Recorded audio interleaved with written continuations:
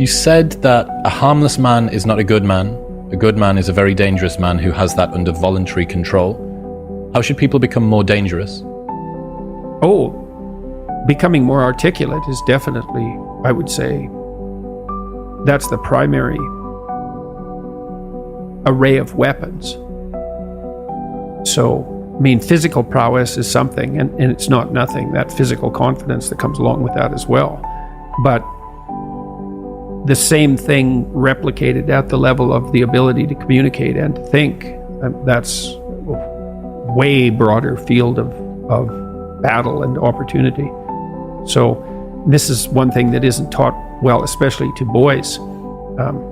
It's more important to teach it to boys, I would say, because they're more skeptical of the educational enterprise in generally speaking, partly because they're less obedient, partly because they're less agreeable. That's particularly true for disagreeable boys.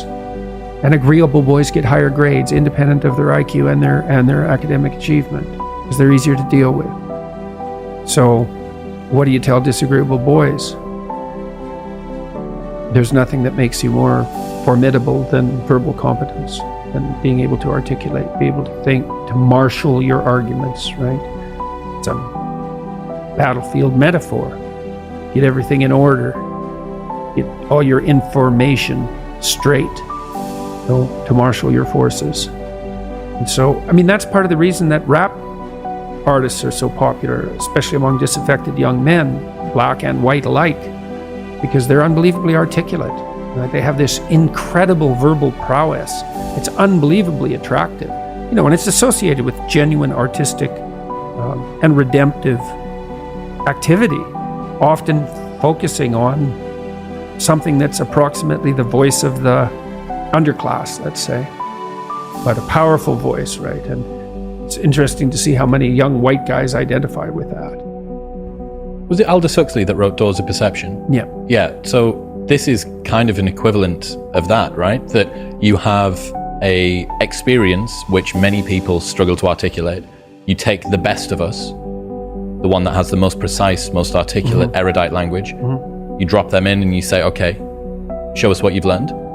This is the equivalent, but for just a different community, a different sort of life, that maybe you don't have the ability to describe what it feels like to live on a council estate in Manchester or in, one of the neighborhoods of Brooklyn or whatever it might be.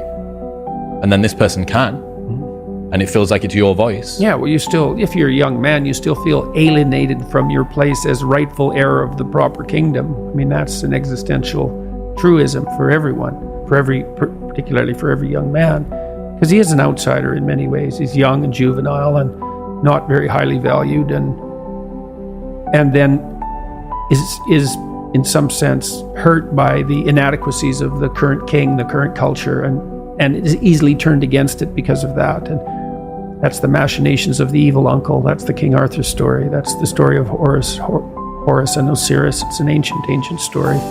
It's the story of Sauron, and it's there all the time. And you see in rap music, in hip hop, all of that alienation being given an articulated voice in an artistic sense. And that's a good example of the power of verbal facility. And that's the route to, let's say, marketing education to young men. It's like, you want to take your rightful place in the kingdom? It's like, get your tongue straight, man. Get it under control in the highest possible sense. We went to a